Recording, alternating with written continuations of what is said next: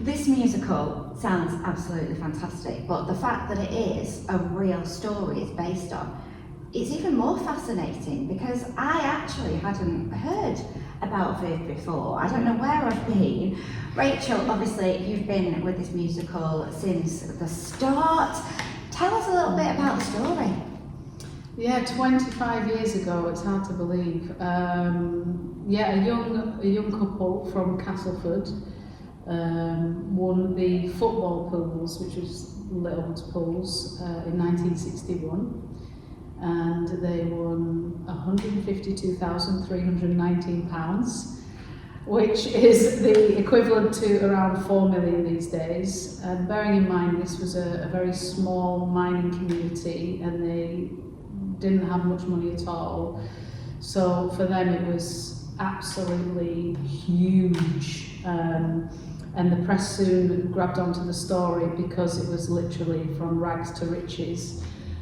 Despite the fact that the pair of them ticked the box on their little ticket saying we don't want any publicity.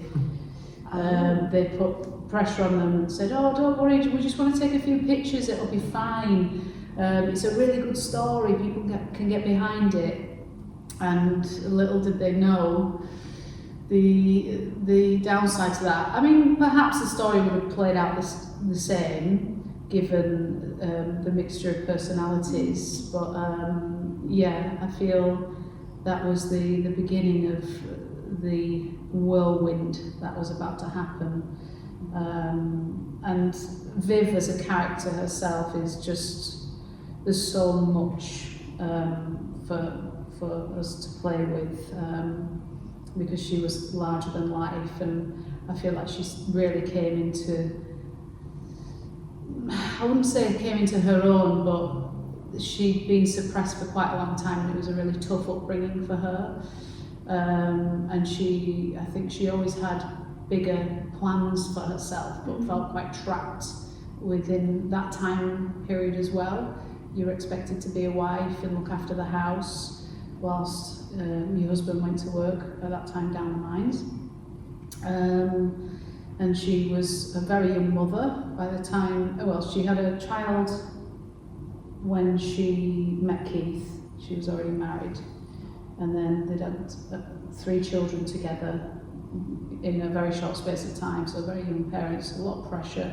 So I think there's that sense of wild abandon as well. You know, we can do what we want now.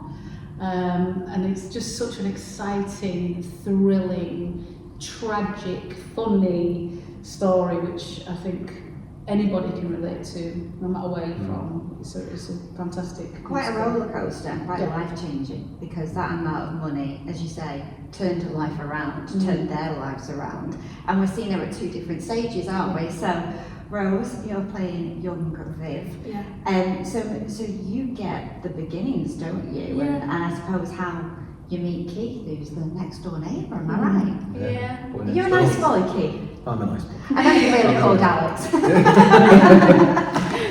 So tell us a little bit about what we see then, because Rachel's just kind of alluded to the fact that, you know, it was hard for her. Yeah, so she marries Matt when she's 16, she has a child with him. They move into her house and next door is Keith, who lives with his grandmother.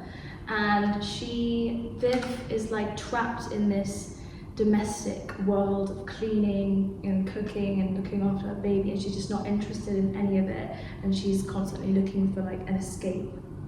And she sees Keith and she fancies him, and she's like, well, great, that's my escape. And then they get married, have lots of kids. And I think actually interestingly about like trying to get away from, you know, the chores at home and Viv and Keith going to the mines and having a job, when they do get all the money, they are able to get away from that. But I think then the lack of structure in their lives and not really having a purpose anymore is what kind of breaks them apart.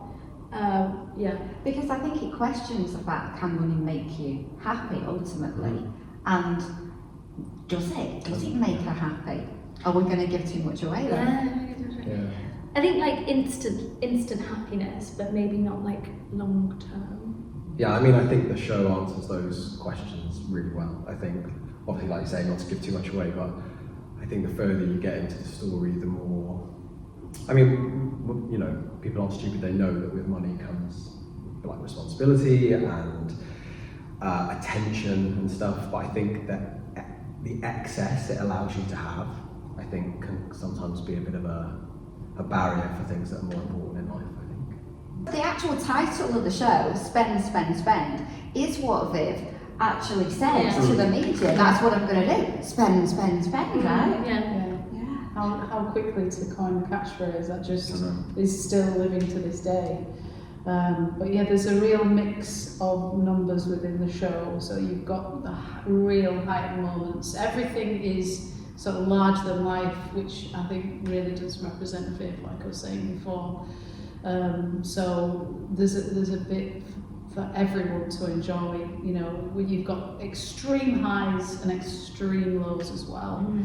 But the story is just so gripping, and the brilliant Steve Brown has written the most beautiful score.